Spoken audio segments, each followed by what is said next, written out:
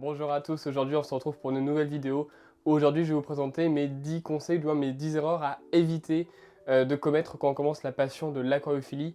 On a tous été un jour débutants ou débutantes dans cette passion, on a tous commis des erreurs et moi le premier.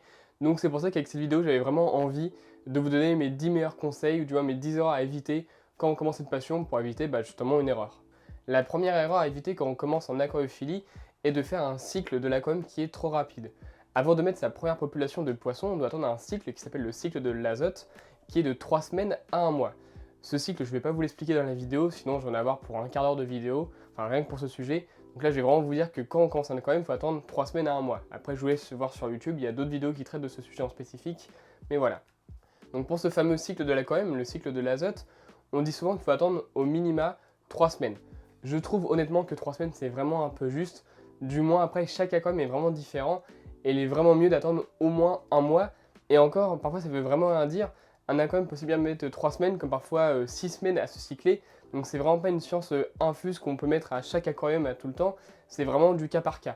Donc le cycle de l'azote, c'est juste en fait attendre que l'aquarium soit bien cyclé avant de mettre les premiers poissons.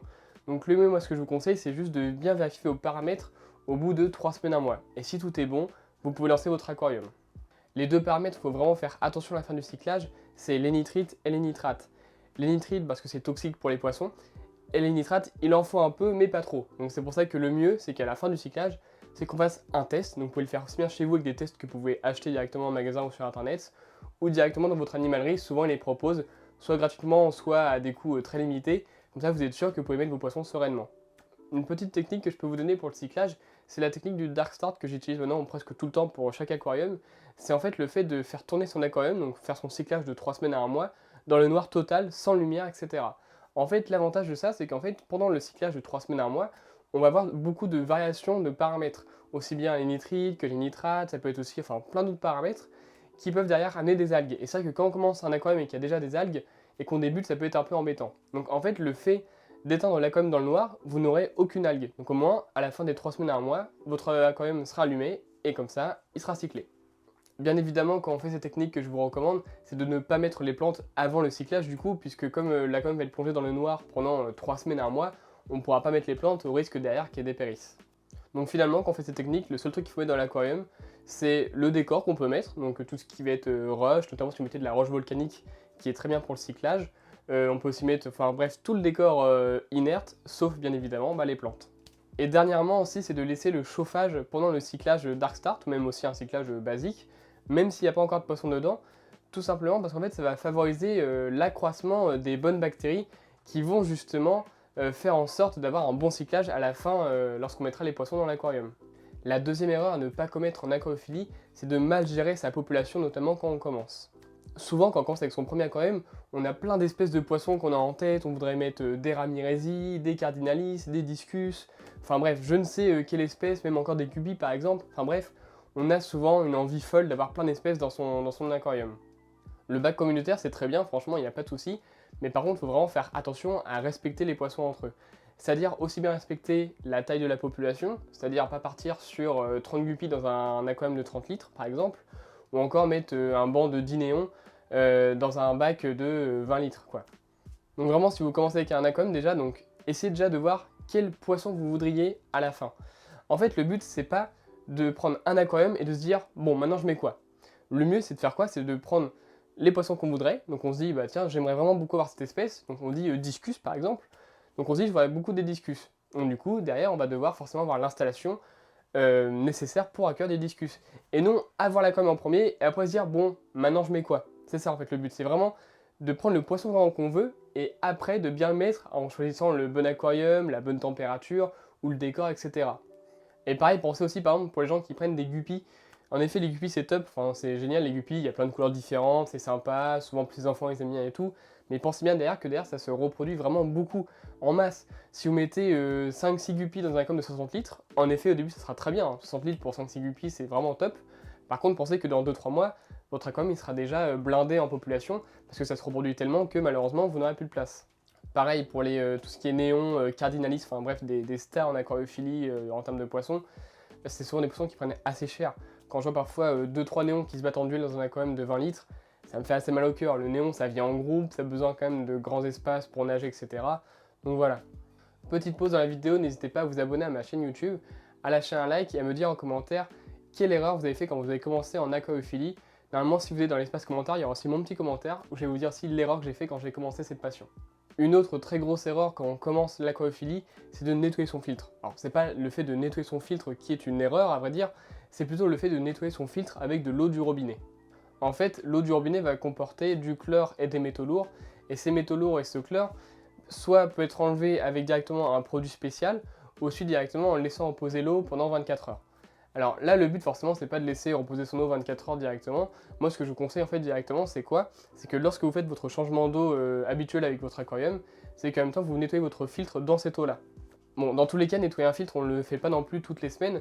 En général, on le fait quelques fois dans l'année, parce que comme je vous dis, c'est vraiment le cœur de l'aquarium, donc généralement, on n'y touche pas trop. Quand on va le nettoyer, c'est vraiment surtout pour enlever la crasse ou les saletés qui sont mises dedans avec du coup les semaines de cycle, etc. On va de temps en temps le nettoyer, mais c'est vraiment pas régulier, on ne doit pas le faire toutes les semaines ou autre. Mais donc du coup, quand vous allez le faire, il faut vraiment le faire dans l'eau de votre changement d'eau. Au moins, il n'y aura pas de souci de changement de paramètres ou directement de chlore ou autres métaux lourds. Parce que la conséquence justement de nettoyer son filtre avec l'eau du robinet, justement, donc ça va détruire toutes les bonnes bactéries de votre aquarium. Donc en conséquence, en fait, vous allez avoir quoi? Vous allez avoir un cyclage à refaire entièrement. Donc comme il y a déjà des poissons dans l'aquarium, ça va vous faire un pic de nitrite, des nitrates certainement aussi, enfin bref, plein de paramètres qui vont varier. Et derrière, ça peut même faire quoi? Ça peut même vous ramener même des algues. Donc il faut vraiment faire attention à ça. Une autre très grosse erreur à éviter quand on commence l'aquariophilie, c'est de trop éclairer son aquarium. En fait, le fait de trop éclairer son aquarium, ça va avoir surtout une très grosse conséquence, ça va être l'apparition des algues. Donc si par exemple votre aquarium est en plein soleil à longueur de journée, il y a de très grandes chances qu'au bout de quelques jours, quelques semaines, vous allez avoir des algues. Et pareil, si votre éclairage, notamment au début, surtout après quelques semaines de cyclage, vous êtes déjà à 10 heures, 12 heures même parfois de durée d'éclairage, c'est clair que vous allez avoir des algues. Moi, ce que je vous conseille au tout début, c'est de faire vraiment aller 7-8 heures, et après au pire monter de quart d'heure en quart d'heure, mais il faut vraiment pas trop monter en intensité d'éclairage ni en durée d'éclairage, donc faites vraiment attention à ça. Et donc derrière, le fait en fait d'avoir des algues, vous derrière vous allez forcément vouloir traiter avec des produits, etc. Déjà surtout n'utilisez surtout pas de produits contre les algues, parce que c'est plein de produits nocifs pour les poissons, pour les bactéries de l'aquarium, etc. Donc ça va tuer tout votre cycle de l'aquarium, etc. Donc surtout pas de produits, à part en dernier recours, et encore franchement, il y a toujours une solution normalement s'il y a des algues, il y a toujours une solution. Et souvent quand on débute, c'est l'éclairage. Donc vraiment, limitez votre éclairage et comme ça, tout ira bien. En parlant d'algues, je vais vous donner ma 5e erreur à éviter. Alors c'est pas vraiment une erreur, pour le coup, c'est plus un conseil que je vais vous donner. C'est vraiment de beaucoup planter votre aquarium quand vous commencez. Le pire ennemi des algues, c'est quoi? C'est les plantes, notamment les plantes à pousse rapide. En fait, les plantes à pousse rapide, en fait, elles vont consommer beaucoup de nutriments dans l'eau, ce qui peut d'ailleurs priver les algues de leur croissance. En fait, par exemple, souvent, si vous faites un aquarium avec très peu de plantes à croissance rapide, vous avez vraiment beaucoup de chance, notamment si vous avez encore des paramètres qui varient beaucoup, d'avoir des algues dues au dérèglement. Et le fait de mettre beaucoup de plantes à croissance rapide, il y en a plein des plantes à croissance rapide, hein. Je vous mets plein de photos juste ici, mais vous avez vraiment plein de plantes que vous pouvez mettre et qui vont donc du coup vous permettre déjà d'avoir un très bel aquarium dès le début et aussi du coup d'avoir vraiment directement une lutte assez efficace contre les algues. Mais comme je vous l'ai dit, privilégiez vraiment les plantes à croissance rapide. Les plantes à croissance lente, type par exemple Anubia, Bucephalandra, Microsorium, etc. C'est des plantes qui sont très jolies, d'ailleurs j'aime bien en mettre dans mes aquariums, mais honnêtement, ce n'est pas forcément les plus efficaces pour lutter contre les algues. La 6e erreur à éviter est l'achat coup de cœur, notamment quand vous commencez. Vous vous baladez un dimanche en animalerie, vous voyez de magnifiques apistogramma ou autres couples de colyza et vous vous dites ils sont magnifiques, je les veux maintenant. Donc déjà ça, le souci, c'est qu'en fait déjà votre aquarium n'est pas prêt. Ou même peut-être que vous ne l'avez même pas encore. Et donc du coup en fait dans la même demi-heure, dans l'animalerie, vous allez acheter l'aquarium, les autres produits que les vendeurs vont vous conseiller, les plantes, l'éclairage, etc. plus les poissons. Donc du coup, vous allez avoir aucun cycle. Donc les poissons déjà ils vont prendre cher avec les variations de paramètres. Vous allez avoir des algues, vous n'allez même pas être sûr d'avoir les bons conseils, du moins sur le moment venu avec les poissons et l'aquarium. Enfin bref, c'est n'importe quoi. En fait, il y a vraiment plein de décisions à prendre avant d'acheter le poisson déjà. Il y a déjà forcément l'aquarium, mais aussi après l'éclairage, le filtre aussi qui est très important, le décor, les plantes, enfin bref, il y a vraiment plein de paramètres à prendre en compte avant d'acheter son premier poisson, enfin son ou ses premiers poissons.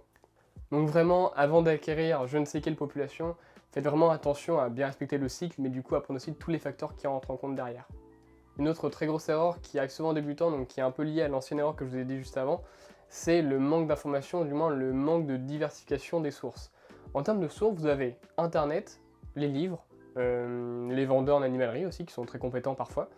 Enfin bref, on a plein de sources différentes qui peuvent faire que derrière, vous allez avoir plein d'informations qui vont arriver. Alors d'autres vont se croiser, d'autres vont peut-être se contredire, mais n'empêche que derrière, vous allez avoir plein d'informations pour lancer votre aquarium, choisir la bonne population et répondre à toutes vos questions. Donc vraiment, prenez vraiment bien le temps de prendre toutes les informations possibles. Si vous devez prendre 15 jours, parfois même un mois, pour choisir votre population et répondre à toutes vos questions, eh bien faites-le avant de prendre votre aquarium, c'est vraiment important. Allez, on avance un peu dans la vidéo, on va passer à la 8e erreur à éviter, c'est le choix du décor. Notamment pour tout ce qui va être choix du décor en plastique. Souvent en animalerie, vous allez avoir tout ce qui va être fausses plantes en plastique, les branches en plastique, ou encore divers décors ou faux cailloux en résine ou je ne sais quoi. C'est vraiment des produits qui sont vraiment à éviter. Non pas parce que c'est moche, parce qu'en soi, les goûts, les couleurs, c'est propre à chacun, mais c'est surtout que déjà de une, ça peut être dangereux pour les poissons. C'est-à-dire en termes de coupure. Déjà, parfois, tout ce qui est plantes en plastique, ça peut assez vite couper les poissons s'ils sont un peu trop dedans. Même parfois, je pense à des combattants qui peuvent très vite se couper les voiles, par exemple, avec un décor en résine qui serait un peu trop coupant. Enfin, vraiment, les plantes en plastique ne sont vraiment pas adaptées, même plantes ou même autres décors, ne sont pas adaptés aux poissons. Vraiment, ce n'est pas naturel. Et derrière, en plus, ça peut relâcher beaucoup de choses toxiques dans l'eau. Déjà, parce que la peinture déjà peut s'écailler à la fin. Et après, c'est pas naturel, donc dites-vous que dedans, il y a des produits chimiques, des colorants, etc. Donc c'est vraiment très mauvais. Essayez d'imaginer un peu des petits bouts de nature, je sais pas, un bout de rivière du Rio Negro en Amazonie, ou aussi, je ne sais quoi, des torrents au niveau de la Nouvelle-Guinée-Papouasie, des courants rapides, etc. Vraiment, essayez vraiment de vous imaginer un peu un petit coin de nature que vous essayez de refaire. Même pour les plantes, franchement, prenez des plantes faciles, franchement, prenez tout ce qui va être Alubia, Microsorium, enfin bref, il y a plein de plantes, n'hésitez pas à aller sur internet, il y a plein de plantes qui sont très faciles à mettre en aquarium, même si on n'y connaît pas grand chose. Donc pour résumer, tout ce qui va être plantes en plastique ou décor en plastique, on jette à la poubelle, et on va largement préférer tout ce qui va être décor naturel, aussi bien pour les branches, les racines ou même les plantes.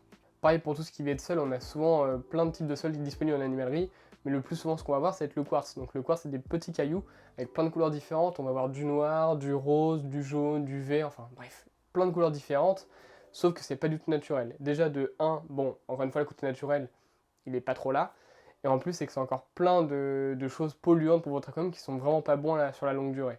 On va passer maintenant à l'avant-dernière erreur à éviter, c'est le fait de surnourrir ses poissons. Nourrir ses poissons, c'est très bien, mais les surnourrir, c'est vraiment pas bien pour le coup. Parce que déjà de une, la plupart de nos animaux en captivité sont surnourris, et pareil les poissons le vivent assez mal, la suralimentation. Et en plus ça, c'est que de la nourriture qui ne va pas être consommée, en plus, va polluer votre eau. Donc genre le fait d'avoir une belle eau bien claire, des belles plantes, un bon cyclage, etc., tout ça va être ruiné en fait derrière parce qu'en fait vous nourrissez trop vos poissons. Les poissons, normalement on les nourrit tous les jours, on peut même les nourrir plusieurs fois par jour, ça c'est même encore mieux, pour le coup, normalement les poissons naturellement ils vont pas faire un gros repas par jour mais plutôt plusieurs petits repas. Donc en fait on va garder la même quantité quotidienne mais on va plutôt l'éparpiller sur la journée, mais par contre on ne donne pas trop. Donc vaut mieux pas trop nourrir, quitte à en redonner quelques heures plus tard, que faire un gros repas et tout gaspiller, etc. Souvent, quand vous allez acheter vos poissons d'animalerie, le vendeur ou la vendeuse vont toujours vous vendre avec, c'est la petite boîte de nourriture pour le poisson, donc c'est souvent soit des paillettes ou des granulés complets. Bon, en soi, les granulés complets, parfois, il y en a de très bons, notamment à des marques comme Ikeri ou aussi JBL, parfois, qui font aussi de très bons produits pour les poissons, il n'y a pas de souci. Mais cette nourriture ne pourra pas être la nourriture principale, ou du moins qu'on donnera tout le temps à notre poisson. En effet, elle va constituer la nourriture principale, la base on va dire, mais c'est quand même bien de temps en temps de varier. C'est-à-dire que si vous faites 7 repas par semaine, je vous conseille de faire peut-être 4 ou 5 repas avec cette nourriture-là, mais de varier avec après autre chose. Donc avec quoi on peut varier cette alimentation? On peut la varier avec soit de l'alimentation vivante ou congelée, qu'on va donc décongeler après au préalable pour donner aux poissons. Donc ces nourritures-là, en fait, ça va être généralement des vers de vase, des artémias, des mysis, et il y en a encore plein d'autres qu'on peut varier directement après derrière. Et donc cette nourriture, en fait, elle va vraiment stimuler plein de choses. Et donc cette nourriture derrière, que vous allez varier, ça va permettre déjà de stimuler l'appétit du poisson, mais aussi surtout c'est sa santé, d'avoir du coup plusieurs sources d'alimentation. Et aussi ça peut aussi stimuler les couleurs. Je pense notamment parfois à des nourritures vivantes ou décongelées, enfin notamment en décongelé du coup, qui vont être enrichies en bêta-carotène, qui vont donc permettre d'avoir un très bon éclat orangé et rouge pour les poissons. Notamment donc par exemple des poissons rouges par exemple, mais aussi d'autres poissons qui ont beaucoup de couleurs, comme parfois des Oscars par exemple, où du coup ça peut augmenter la pigmentation en couleur orangée pour les Oscars qui ont du orange, ou aussi pour les discus par exemple. Il y a beaucoup de nourriture pour les discus, mais que vous pouvez adapter derrière pour d'autres poissons. avec du coup un enrichissement derrière en bêta-carotène qui va derrière renforcer justement la couleur. Donc comme vous l'avez compris, le but c'est vraiment de varier l'alimentation. On garde une base, mais de temps en temps, on peut varier un peu. L'avantage juste de la nourriture congelée, en fait, c'est qu'on peut la conserver longtemps au congélateur. Alors que c'est vrai que la nourriture qui va être vivante en petits sachets, généralement en 24-48 heures, elle va assez vite tourner et malheureusement après, ça sera plus bon à donner à nos poissons.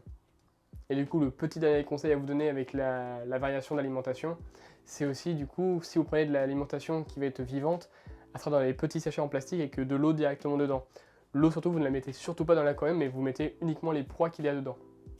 Allez, parce que c'est où je vous donne une dernière information, alors c'est pas une erreur à éviter, mais vraiment plus un conseil, c'est s'il vous plaît, respectez vos poissons et même en général vos animaux, mais je trouve quand même que souvent, les poissons prennent assez cher, ils ont un peu un délit de sale gueule, on va dire.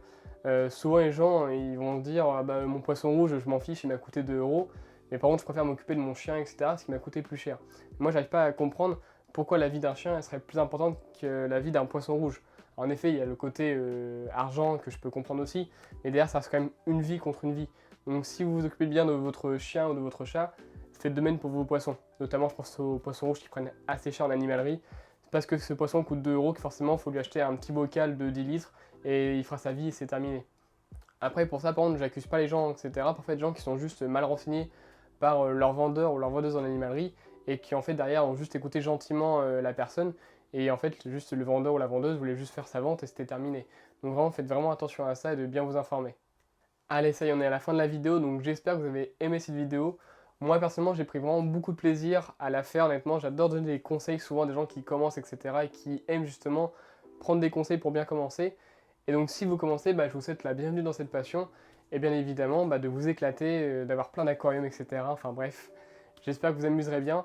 Moi, en tout cas, je vous dis à la prochaine. Semaine prochaine pour la prochaine vidéo, je vais faire la même vidéo et pour les reptiles. Donc, je vous dis, portez-vous bien, à la prochaine. Donc, allez, ciao!